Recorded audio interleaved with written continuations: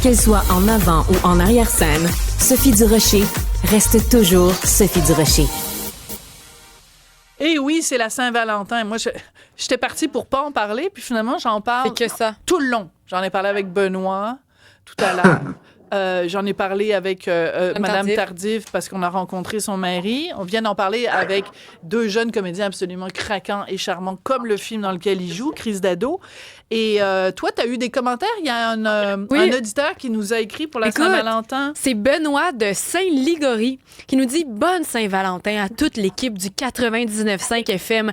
Merci de faire partie de notre quotidien. Vous faites un travail de grande qualité et le résultat radio est un habile mélange de pertinence manifeste et d'humour subtil qui allège la lourdeur de la trame dramatique des actualités. » J'espère que Benoît de Saint-Ligory écrit des poèmes à sa douce ou à son doux parce qu'il y a une très belle plume. Puis il y a quelqu'un d'autre qui a dit, ça me fait rire par rapport à nos deux jeunes en amour, il dit, c'est JC qui nous écrit « Une autre preuve d'impossibilité d'amitié gars-fille. » Oui, c'est vrai. Ça, c'est un autre débat. Moi, j'ai jamais cru à ça. J'ai jamais cru à ça. Quoique, tu vois, Rémi Villemur, qui est mon collègue, que je vois tous les jours, on s'écrit tous les jours. C'est un très bon mais là, ami à ça moi. compte pas. T'es en couple.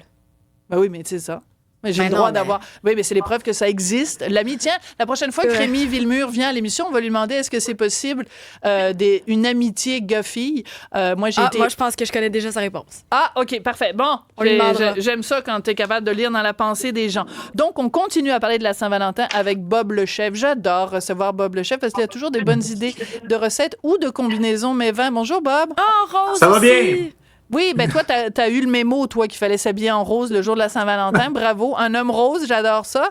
Bob, sur ta page Facebook, tu fais des suggestions d'accords mets vin pour la Saint-Valentin selon nos préférences en vin, parce que, évidemment, t'as une ligne de vin, c'est subtil et nuancé. Ben oui, effectivement, ça fait 4 ans que j'ai ma ligne de vin dans toutes les bonnes épiceries du Québec qui se respectent, tiennent la ligne. On a 4 cépages, donc Cabernet Sauvignon, Cabernet Merlot dans le rouge, on a un Chardonnay et un Pinot Gris, Pinot Grigio, pardon, dans le blanc.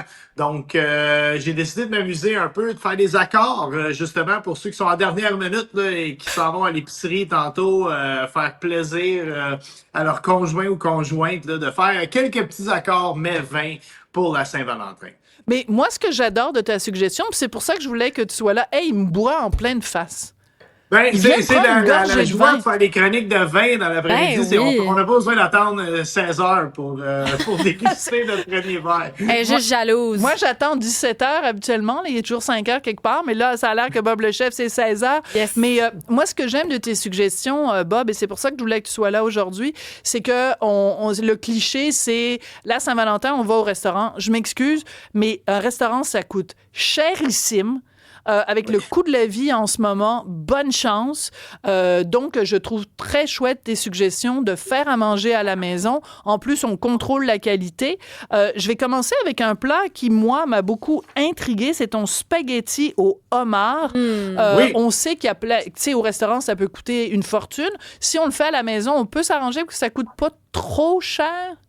Ben, écoutez, moi, j'habite en Mauricie et à l'épicerie, à Sainte-Anne-de-la-Pérade, il y a des queues d'homards congelés qui sont quand même abordables. Donc, avec 3 queues là, pour 2 personnes, là, ça a sonné bizarre comment j'ai dit ça, mais c'est... c'est la Saint-Valentin, on fait bien ce qu'on veut. Oui, mais lui, il boit, donc il a le droit de faire des blagues sur Oui, on va mettre ça sur le compte de ton petit vin, mais on va faire comme si on n'a rien entendu. C'est certain que c'est pas le plus économique, mais on peut quand même le faire à une fraction du prix du restaurant. Une bonne sauce crème, déglacée avec un peu de vin blanc. Si vous voulez pas déglacer avec du vin, hein, souvent les gens me posent des questions. Moi, je bois pas de vin, j'ai pas de vin à la maison, je veux pas acheter une bouteille juste pour ça. Puis déglacer avec de la bière, une bière blonde pour un plat avec des fruits de mer, ce serait tout aussi bon. Oui, ça va aller chercher les sucres dans le fond du poêlon et ça va donner un goût intéressant. Sinon, on peut déglacer simplement avec un bouillon de légumes. Le but de déglacer, c'est juste d'aller chercher ce qui est collé dans le fond du poêlon, finalement. finalement. Donc, mais avec le vin blanc, ça donne tout le temps un petit goût extra. Et effectivement, c'est un plat, surtout si on achète de la chair de homard qui est déjà décortiquée, Oui. comme c'est possible de faire à ce temps-ci de la saison. Même on peut en acheter là, de très bonne qualité En à conserve. poissonnerie, en surgelé.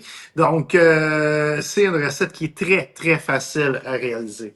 Mais je suis très surprise de ce que tu nous dis par rapport à l'alcool, parce que vu qu'on le fait cuire, l'alcool s'évapore. Donc, même quelqu'un qui consomme pas d'alcool, tu sais, moi, mettons, je fais de spaghetti carbonara, je vais prendre du vin blanc pour, évidemment, déglacer mon... Tu sais, je fais revenir des oignons, tout ça, et des lardons. Mais, tu sais, je veux dire, mon fils, il en mange depuis des années, puis il est pas devenu pochetron pour autant, là. Je veux dire, l'alcool s'évapore, là. Des fois, les gens n'ont pas nécessairement du vin à portée de la main pour déglacer. Dans ce sens-là. D'accord. Donc, on peut éviter là, de s'acheter une bouteille de vin à 13 ou 14 $ là, juste pour faire une recette. OK.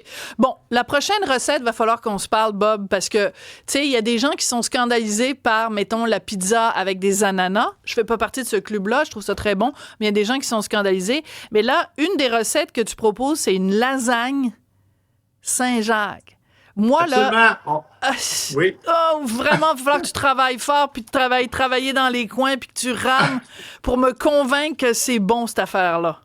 Écoutez, je vais vous conter une histoire sur mon site web. La lasagne classique, la recette à ma maman, c'est la recette la plus populaire depuis 7 ans. OK? Si j'avais à donner des redevances à ma mère sur cette recette de lasagne, ça me coûterait cher. Donc, l'an passé, je me suis amusé à créer des lasagnes un peu à toutes les sauces. Et une qui a été très populaire, c'est la lasagne Saint-Jacques, donc avec crevettes, pétonque, des produits d'ici, justement, encore une fois, avec une belle sauce béchamel, un assortiment de fromage. On peut prendre aussi, moi, ce que je favorise, là, dans la plupart des sections, pas loin de la section des charcuteries à l'épicerie, il y a tout le temps les espèces de feuilles de lasagne, pâte fraîche. Vous achetez ça, vous n'avez même pas besoin des blanchir à l'eau bouillante. Faites juste faire des bels étages, fait que vous avez vraiment le goût de la pâte fraîche en plus et le goût des fruits de mer. Quoi de mieux pour célébrer la Saint-Valentin? Ça, là, on part en force là, avec 2 plats pour des gens qu'on aime vraiment là, aujourd'hui. Mais ça, c'est important parce que la Saint-Valentin, on a beau en rire puis tout ça, mais c'est quand même l'occasion de montrer à des gens qu'on aime, à quel point on les aime. Puis il y a vraiment... C'est une belle déclaration d'amour, même ça peut être notre famille, peu importe, là. Mais quand tu prends le temps de cuisiner, de découper tes petites affaires, de le faire maison, c'est une belle déclaration d'amour dès le départ quand même. Je vois ma belle Cybèle qui applaudit, qui approuve. Tout à fait, moi je trouve aussi. Et toi, tu fais bien manger, fait que c'est correct. Mais moi, mais c'est le fun de se le faire aussi. Puis, non, mais tu sais, quand quelqu'un... Tu sais que la personne a peut-être pas l'habitude de faire à manger ou peut-être a des réserves et que là, il ou elle le fait pour toi. Oui, mais si ça goûte la chenoute parce qu'il est pas bon, tu peux trouver quand même que c'est de l'amour? Ben, je pense que si tu suis une recette à 100% sans déroger, ça va être bon. Ben, moi, je lève la main. J'ai déjà fait une recette, je l'ai suivie à la lettre.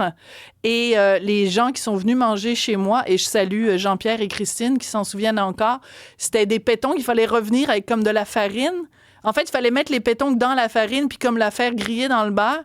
Et ça goûtait la pâte à coller. Tu sais, quand tu mets le papier peint sur les murs, là, c'était dégueulasse.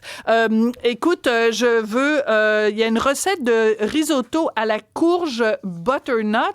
Donc, il y en a aussi pour les végétariens, là, tu sais, parce que de toute façon, maintenant, c'est rendu les sans gluten puis les sans ci puis les sans ça. Mais, tu vois, là tu piques un sujet qui vient me chercher. Moi, quand je cuisine un plat qui a pas de viande dedans, je ne dis pas que c'est un plat végétarien. C'est juste un plat comme un autre. Puis s'il est bien fait, il va être tout aussi bon qu'un plat avec de la viande. Et là, j'aime beaucoup ta sélection de plats parce que le risotto à la courge musquée, on parle d'un plat digne d'un grand restaurant italien. Ça coûte à la maison, là, faire ce plat-là. Pour 4 à 6 personnes, ça va vous coûter à peu près 12 $ acheter tous les ingrédients pour faire ce plat-là. J'aime ça. Et vous allez avoir quelque chose.